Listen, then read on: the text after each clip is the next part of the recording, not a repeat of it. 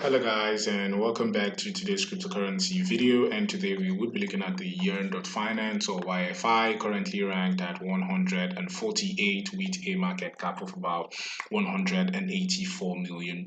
We have a 24-hour volume of about $23 million. And today we will be looking at the price action, the technical analysis, and the price prediction right here for YEARN.finance. So sit back, relax, and enjoy the video. And so for the day, we are down just about 2.2%. And as you can see, we have a lot of red across the board, which means we are having lots of altcoins being hammered, right? But looking at YEARN.finance, I want to start from the weekly time frame.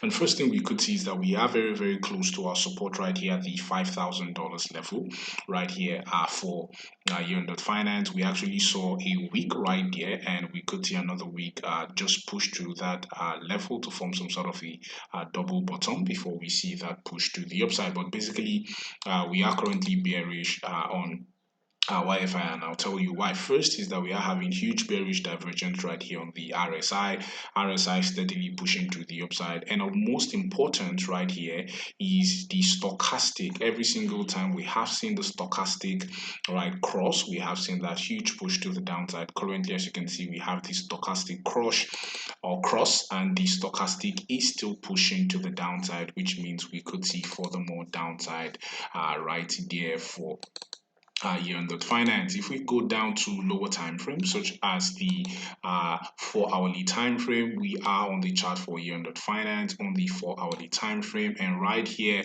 from where we got rejected from the 200 EMA on the 4 hourly time frame, we said we could see furthermore downside right there for YFI, because we said so far prices pushed up to 200 EMA but wasn't able to hold it as support.